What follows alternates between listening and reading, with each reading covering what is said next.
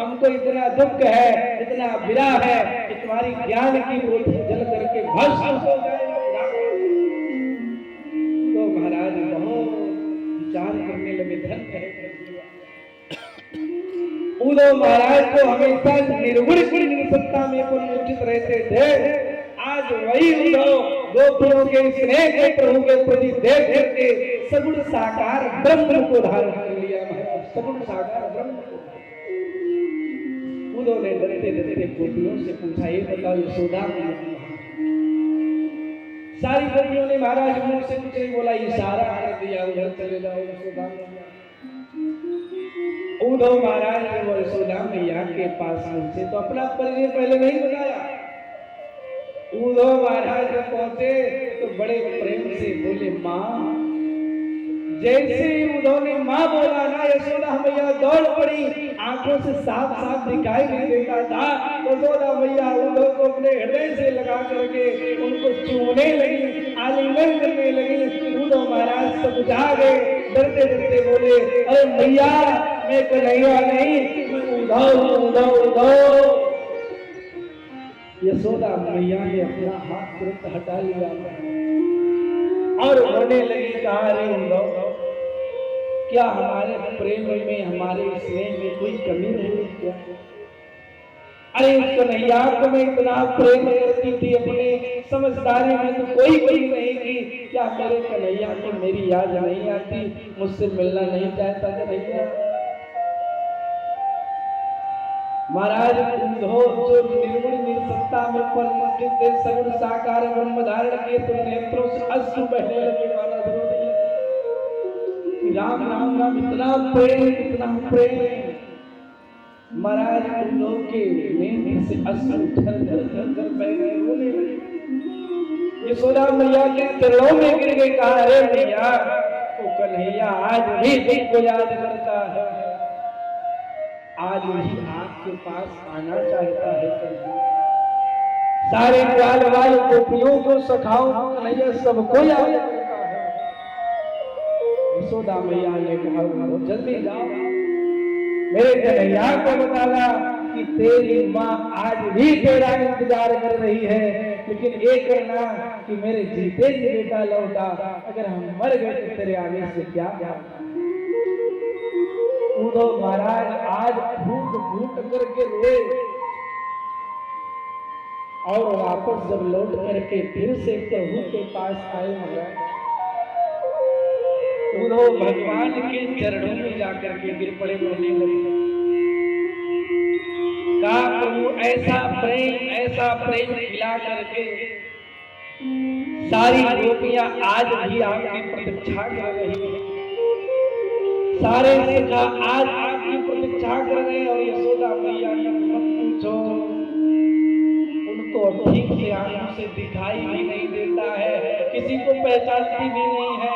ऐ कन्हैया तू कितना निष्ठुर है, तू कृपा करके यशोदा मैया के पास चला जा।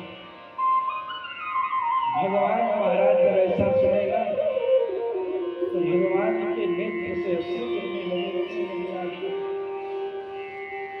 कहा देखा उद्धव, हमने कहा ना कि मैया हमें आज भी याद करती होंगी, लेकिन मान नहीं रहा था। उद्धव ने कहा धन्य है कृष्ण धन्य। उद्धव ने रोते रोते महाराज भगवान से कहा प्रभु मैं आपसे कुछ चाहता हूँ, मांगना चाहता हूँ।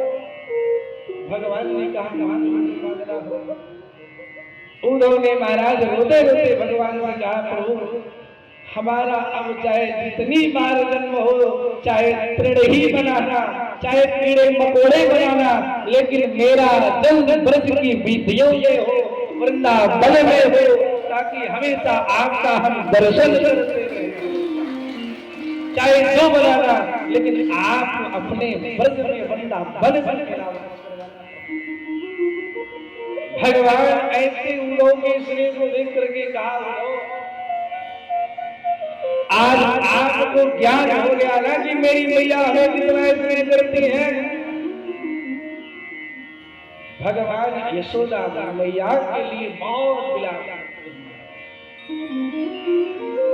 देवकी मैया ये सब देख करके आह्लादित हो जाती है। महाराज इधर भगवान को महाराज यशोदा मैया के लिए केवल है, इधर जो है कंस की दो पत्नियां अस्थि और प्रात अपने पिता जरासंध के यहाँ गई। और जब जरासंध के यहाँ गई महाराज, जब जरासंध के यहाँ गई, अपने पिताजी से अपने विधवा होने का कारण बताया। पिताजी, हमें वो कृष्ण और बलराम ने विधवा बना दिया, हमारे पति देवता को मार डाला। सो जरासंध ने महाराज सुना, जब तुरा नहीं गया, बड़े क्रोध में भरा है महाराज, और भगवान को मारने के लिए महाराज आक्रमण कर दिया। 3 चौड़ी सेना लेकर के 17 बार आक्रमण किए। भगवान बार बार जरासंध को तो छोड़ देते, लेकिन और सेनाओं का प्राणांत कर देते, उद्धार कर देते। अब की 18वीं बार भगवान जो है सोचने लगे कि जितनी बार आएगा उतने राक्षसों को लाएगा, तो मैं धीरे धीरे सबको मार डालूंगा। अब की बार जरासंध जो है काल यवन को लेकर के साथ में आया कि हमारा साथ दो, जो चाहोगे सो दे देंगे। तुम्हारा जो भगवान ने सोचा, देखो भैया, जरा से तो लड़ा जा सकता है, लेकिन काल से नहीं लड़ा जा सकता है। जरा माने बुढ़ापा भी होता है, आंखों पर जरा का असर हुआ तो बढ़िया बढ़िया चश्मा लगा लेते हैं, गांठों में असर हुआ तो बढ़िया कंपनी का तेल मंगवा के मालिश करते हैं, शरीर कमजोर हुआ तो बढ़िया बढ़िया ड्राई फ्रूट च्यवनप्राश खाते हैं। जरा से तो बचा जा सकता है, लेकिन काल से नहीं बचा जा सकता।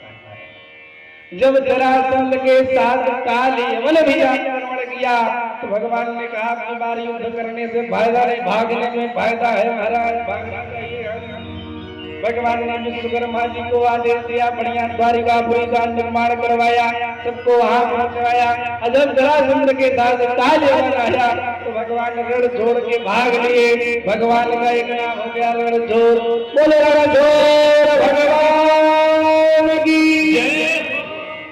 अब भगवान जब भागे तो काल यवन भगवान के पीछे पीछे पीछे पीछे पीछे पीछे भगवान गए मुचकुंद जी की गुफा में छुप गए।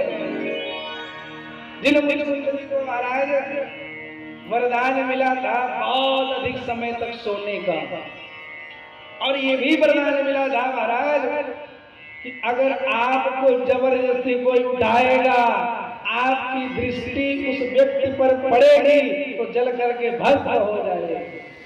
भगवान गए, छिप गए, इधर जो है मुचकुंद जी महाराज चादर तान करके सो रहे। जब काल यवन आया तो सोचा वही कन्हैया ही है।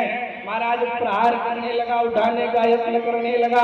मुचकुंद महाराज जैसे जगे, नेत्र खोले, जैसे काल यवन पर मुचकुंद महाराज का नेत्र पड़ा तो काल यवन धू धू धू करके जल गया महाराज। उसका भी गोविंदाय नमो नमः। बोले वृंदावन बिहारी लाल की।